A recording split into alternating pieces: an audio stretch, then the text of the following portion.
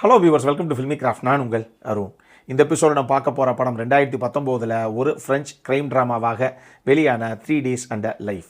இந்த படத்துடைய கதை என்ன அப்படின்னு பார்த்தீங்கன்னா, படத்துடைய கதைக்கிழமை ஃப்ரான்ஸுக்கும் பெல்ஜியத்துக்கும் நடுவில் இருக்கக்கூடிய அந்த பார்டரில் தான் நடக்குது. கதைக்களம் நடக்கிறது 1999 டிசம்பர் 25 கிறிஸ்மஸ் அன்னைக்குன்னா அந்த மாதிரி ஒரு ஊர் எந்த அளவுக்கு கோலாகலமாக இருக்கணும். ஆனால் நடக்கிற சம்பவமே வேறு. படத்துடைய முதல் காட்சியிலேயே அது ஒரு சின்ன கிராமம் இல்லை ஒரு டவுன், எப்படிப்பட்ட ஒரு பிளேஸு கூடன்னு வச்சுக்கோங்களேன். நீங்கள் ஊரே ஒன்று கூடி ஒரு இடத்துல நிற்கிறாங்க, பட்டப்பகல் நேரம். அப்போ ஒருத்தர் மைக்கில் பேசிக்கிட்டு இருக்காப்புல, எல்லோரும் பார்த்துக்கோங்க, ரொம்ப கேர்ஃபுல்லாக தேடணும், அந்த பையனுக்கு எதுவும் ஆயிடக்கூடாது, ஏற்கனவே 2-3 நாள் ஆச்சு, நம்ம சீக்கிரம் தேடி கண்டுபிடிக்கணும் ஏதாவது ஒன்று அப்படின்னா. அதாவது நீங்கள் எல்லாரும் தேடுற இடத்த ரொம்ப தெளிவாக தெளிவாக மெதுவாக தேடுங்க. ஏன்னா நீங்கள் தேடி முடிச்சு அந்த இடம் நீங்கள் சுற்றிட்டீங்க அப்படின்னா இனிமேல் அடுத்து சர்ச் பண்ண அந்த ஏரியாவே தேவையில்லைன்னு சொல்லி சர்ச் பண்ண ஏரியாவில் அந்த எந்த இடத்த சர்ச் பண்ணணுமோ அந்த இடத்துல தான் அதை தூக்கி விட்டுருவோம். அதனால் ரொம்ப கேர்ஃபுல்லாக பொறுப்புணர்ந்து நீங்கள் அந்த இடத்த எல்லாத்தையும் தேடுங்க, அந்த பையனை எப்படியாவது கண்டுபிடிக்கணும் அப்படின்னு சொல்கிறாங்க. நேராக கட் பண்ணால் 3 நாளைக்கு முன்னாடி அப்படின்னு கதைக்கிளம் போகுது. அங்கே தான் நம்ம ஹீரோ பையனுடைய இன்ட்ரோ. அந்த பையனுக்கு அப்போ வரும் 11-12 வயசு தான் இருக்கும். இந்த பையனுக்கு எல்லாமே அம்மா தான். இது ஒரு அம்மா பிள்ளை. அப்படி ஒரு பையனாக தான் காமிக்கப்படுறாப்புல. இந்த பையனுக்கு அம்மா போக இந்த உலகத்திலே பிடிச்ச இன்னொரு விஷயம் என்ன அப்படின்னா, ஒரு நாய் ஒன்று வளர்க்குறான். அந்த நாய் இவன் கையில் இருக்க பாலுக்காக இவன் கூட சுற்றிக்கிட்டே தெரியுது. இவன் என்ன அந்த நாய்க்கு ரொம்ப உயிர். ஆனால் பிரச்சனை என்னென்னா, அந்த நாய் இவன் வீட்டு நாயே கிடையாது, அது பக்கத்து வீட்டு நாய். அந்த நாய் இருக்கக்கூடிய அந்த பக்கத்து வீட்லேயே ரெமி அப்படின்னு சொல்லி ஒரு குட்டி பையன் இருக்கான், ஒரு 6.5 வயசு நிரம்பிய பையன். இப்போ அந்த பையன் ஒரு தருணத்தில் காணாமல் போகிறான்.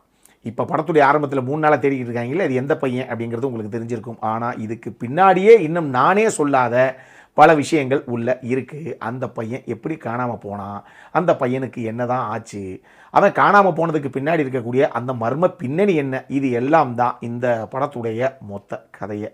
இந்த படத்தை பொறுத்தளவுக்கு நிக்கோலஸ் அப்படின்னு ஒரு இயக்குனர் இயக்குன படம். இது ரொம்ப ரொம்ப வித்தியாசமான அட்டகாசமான ஒரு படம் அப்படின்னு தான் நான் சொல்லுவேன். இது என்னுடைய பர்சனல் டேக்கு. தெளிவாக எக்ஸ்பெக்டேஷன்ஸ் இங்கே செட் அவுட் பண்ணிடுறேன். இந்த படம் ஒரு டெட் ஸ்லோ ட்ராமா, ஒரு டெட் ஸ்லோ க்ரைம் ட்ராமா அப்படி தான் சொல்லணும். செம்மையான ஒரு படம் இது. ஆனால் ஏன்னா இந்த படம் ஒரு ஸ்லோ ட்ராமா நான் மூலே சொல்லிட்டேன் இல்லையா. ஆனால் இந்த படம் பாருங்கள், ஒரு ஃபர்ஸ்ட் ஆஃப் ஃபுல்லாக கிட்டத்தட்ட 2 மணி நேரம் ஓடக்கூடிய ஒரு படம் தான் இது. முதல் 1 மணி நேரம் படம் பரபரன்னு தான் போகும். கதைக்களம் கதாபாத்திரத்தையும் எல்லாத்தையும் செட் அவுட் பண்ணிவிட்டு எங்கேயோ ஒரு பிரச்சனை ஏதோ ஒரு விஷயமாக ஆரம்பித்து கடைசியாக எப்படி போகுது அப்படின்னு சொல்லி ஸ்லோ ட்ராமா தாங்க அப்படிங்கிற மாதிரியே நமக்கு தோணும். ஆனால் கதையில் நம்மளை அறியாமல் ஒரு பேச அப்படியே கூட்டிகிட்டே போவாங்க. பரபரன்னு போய்கிட்டே இருக்கும். கரெக்டாக அந்த 1 மணி நேரம் கழித்து ஒரு 20-25 நிமிஷம் அந்த படம் மெதுவாக உருண்டு போக ஆரம்பிக்கும். அப்போ தான் ஆக்சுவலி எனக்கெல்லாம் என்னப்பா இவ்வளோ தூரம் சூப்பராக கொடுத்துட்டு கடைசி இப்படி உருட்டிக்கிட்டு இருக்காங்களே 20 நிமிஷமா அப்படின்னு நான் யோசித்தேன். ஆனால் அந்த 20 நிமிஷமாக இங்கே உருட்டினதுக்கும் ஒரு காரணம் இருக்குது அப்படிங்கிறத பின்னாடி கிளைமேக்ஸ் ப்ரீ கிளைமேக்ஸ் போகும்போது தான் எதுக்காக இந்த விஷயத்தெல்லாம் அப்படி பண்ணாங்க அப்படிங்கிறது நமக்கு புரியும். அந்த மாதிரி ஒரு சில விஷயங்கள் இருக்குது. அதுக்காக டைம் எடுத்துகிட்டு ஒரு 20 நிமிஷம் நடுவில் உருட்டியிருக்காங்க. இதை நான் தெளிவாக உங்களுக்கு சொல்லிடுறேன். உங்களுக்கு நல்ல வேர்ல்ட் கிளாஸ் க்ரைம் ட்ராமாஸ் பிடிக்கும் அப்படின்னா இந்த படம் டெஃபினட்டாக நீங்கள் ஒருத்தர் ட்ரை பண்ணி பார்க்கலாம். நம்ம வேலுந்திர சீரியலாம் வித்தியாசமான ஒரு படம் பார்க்கணும்னு நினச்சிங்கன்னா இந்த படம் நிச்சயமாக ட்ரை பண்ணி பார்க்கலாம். வின் ரிவர் படம் யாரும் மறந்துருக்க மாட்டீங்க. அந்த படம்லாம் இறங்கி நம்ம தான் தள்ளணும். ஒரு பனிப்பிரதேசத்தில் நடக்கக்கூடிய ஒரு கதை, ஆனால் கதையை நம்ம தான் இறங்கி தள்ளணும். அந்த அளவுக்கு ஒரு சம்பவம் இருக்கும். ஒரே ஒரு டெட் பாடி கிடக்கும், அதை வச்சுக்கிட்டு படம்லாம் சுற்றுவாங்க. அந்த மாதிரியே ஒரு ஃபீலை கொடுக்கக்கூடிய ஒரு படம் இது. வென்றி வரும் உங்களுக்கு பிடிக்கும் அப்படின்னா இந்த படம் டெஃபினட்டாக உங்களை கவர்றதுக்கான வாய்ப்புகள் நிறைய இருக்குது. இதை மைண்டில் வச்சுட்டு பார்க்கணும் அப்படிங்கிறவங்க கண்டிப்பாக பாருங்கள். இந்த படத்தில் மிகப்பெரிய ஹைலைட்டு ஜெரிமி சென்னஸ்ன்னு சொல்லி ஒரு ஆர்டிஸ்ட் தான். அந்த 12-11 வயசு நிரம்பிய படத்துடைய கதாநாயகனாக அந்த எங்கர் வெர்ஷனாக ஒரு பையன் வரான்ல, செம்மையாக பண்ணியிருப்பான் அந்த பையன் ஒரு விஷயத்துக்கும் ரியாக்ட் பண்ணக்கூடிய விதமாகட்டும். நான் சொன்னேன் முதல்ல ஒரு 1 மணி நேரம் வேறு மாதிரி போகும்னு, ஒரு அரை மணி நேரம் 3/4 மணி நேரம் தாண்டினதுக்கப்புறம் இவனதான் அப்படிங்கிற அளவுக்கு நமக்கு ஒரு கோவம் வரும் அந்த பையன் மேலே. அவன் பண்ணுற செய்கையெல்லாம் அப்படி. நீங்கள் படம் பாருங்கள், நான் ரிவீல் பண்ண விரும்பல எதையும். செம்மையாக பண்ணியிருப்பாப்புல அந்த ஆர்டிஸ்ட். அந்த கதாபாத்திரத்தை பாப்லோ பவுலின்னு சொல்லி ஒரு ஆக்டர் தான்.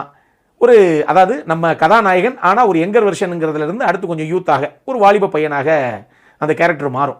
அந்த கதாபாத்திரத்தை ப்ளே பண்ண ஆர்டிஸ்ட் அவரும் செம்மையாக பண்ணியிருப்பார். இது போக ஹீரோவுடைய அம்மா ஒரு ஹீரோயின் மாதிரி ஒரு கதாபாத்திரம் வந்து எல்லாரும் அவங்கவுங்க எடுத்துக்கிட்ட கதாபாத்திரத்தை சூப்பராகவே பண்ணியிருப்பாங்க இந்த படத்தில்.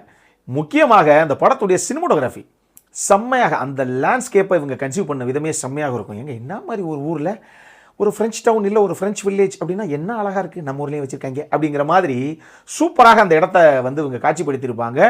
அந்த ஊரும் சரி, அந்த ஊர் சார்ந்த காட்டுப்பகுதிகளை அவங்க கன்சீவ் பண்ண விதமாகட்டும் செம்மையாக இருந்தது. கிட்டத்தட்ட 2 மணி நேரம் தான் அந்த படம். அந்த 2 மணி நேரமும் என்னவோ நீங்கள் நல்லா அப்படி ஃபுல்லாக உட்காந்து அட்டென்ஷனை ஃபுல்லாக கொடுத்து இந்த படத்தை நீங்கள் பார்த்தீங்கன்னு வச்சுக்கோங்களேன், கிட்டத்தட்ட 2 மணி நேரம் அந்த ஊரில் போய் வாழ்ந்துட்டு அவங்கள சுற்றிட்டு என்னென்ன நடக்குதுங்கிறத கண்ணு முன்னாடி பார்த்துட்டு வந்த அளவுக்கு ஒரு ஃபீல் அந்த படம் கொடுக்கும். அந்த மாதிரி ஒரு செம்மையான ஒரு படம் இது. ஆனால் நான் தெளிவாக சொல்லிட்டேன், இது ஒரு டெட் ஸ்லோ ட்ராமா. இது எல்லாத்துக்கும் ஒர்க் அவுட் ஆகணுங்கிற நியதி கிடையாது.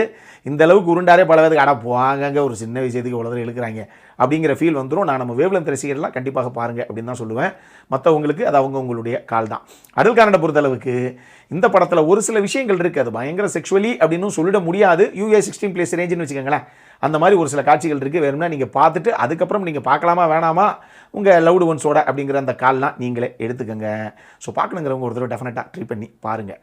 இதே மாதிரி இன்னொரு வீடியோவோட அடுத்த முறை உங்களை சந்திக்கிற வரைக்கும் இட்ஸ் அருண் சைனிங் ஆஃப்.